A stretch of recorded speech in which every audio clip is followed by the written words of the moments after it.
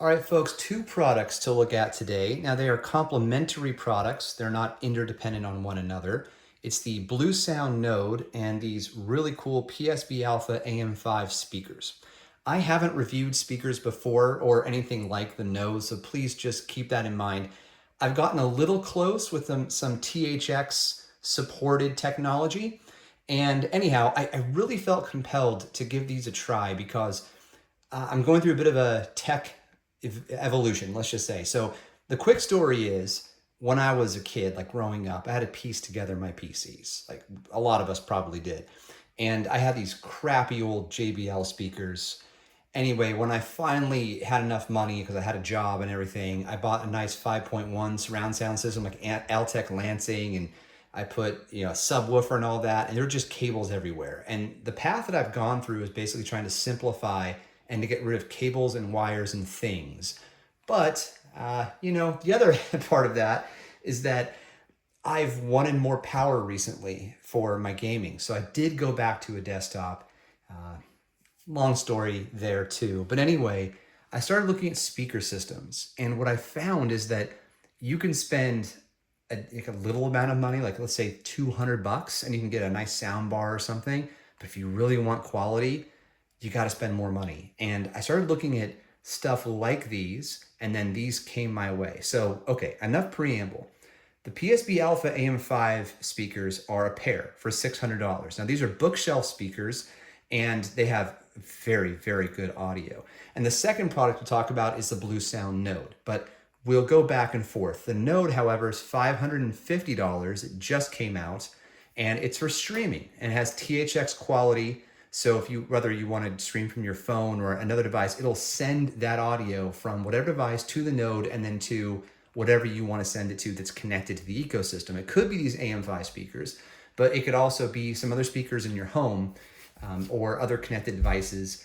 It's very cool in that regard. Okay, now I don't know much about speakers, so I can't say much about the quality compared to other expensive speakers or even higher end speakers.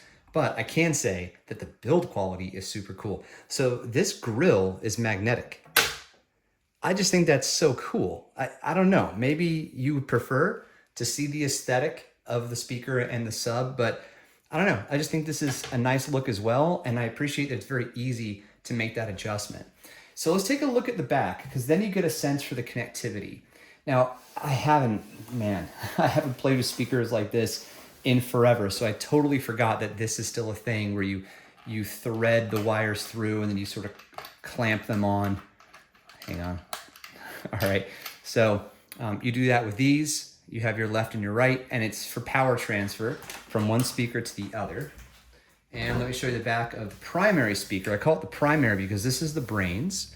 This is where all of your connectivity is. So it has, it was like a blast to the past, right? So first of all, there was the power transfer I just commented on. And then there are these old left and right plugs, like those old RCA cables for your NES or your SNES. So those are here too. And you can also connect a separate subwoofer if you want more sub. I felt like more bass. I felt like these were actually pretty good, but to each their own. You can plug in any old device you want through auxiliary as long as it's supported, as well as optical, which is something I did end up buying, an optical cable so that I could try that out on my TV, and it sounded amazing. I did have to really fiddle with my TV, but it might be a TV thing. So I have a Sony TV that supports eARC, and I think that was the reason for the problem. Once I disabled eARC, especially the automatic adjustment for eARC over HDMI, it solved this, which I thought was interesting since this wasn't even connected over HDMI. But anyway, that was the problem for me, but your mileage may vary. And you can also connect over Bluetooth. So you'll notice a Bluetooth button right here. You hold it down, it goes into Bluetooth pairing mode. And I use that a lot. So my setup started with these guys connected to my PC. I did some gaming on that. And then I moved them to my TV and I did gaming on my PS5 and my Nintendo Switch. Now, I'm not an audio guy. Obviously, I made that very clear so far. So for me, the upgrade from something like my MacBook speakers, which are very good, or my Lenovo Legion laptop speakers to this, it was pretty massive. And the jump from my TV speakers to this, also massive. It's gonna be hard to live without these. I will admit. Okay, the next product I want to show you is this Node device. And, again, I can't really comment on how other devices function relative to this, but I do really like the build quality. It's all plastic all the way around, but it's a thicker plastic. It has some heft to it. I mean, considering what it does, I'm surprised it's as heavy as it is, but who am I to judge? I don't really know what's going on in here from an engineering standpoint, but you have your, again, you can connect another subwoofer, or you can go directly to something like a turntable. You can go optical, all the typical connectivity that we talked about. You can also connect it to your network directly through Ethernet or through Wi-Fi.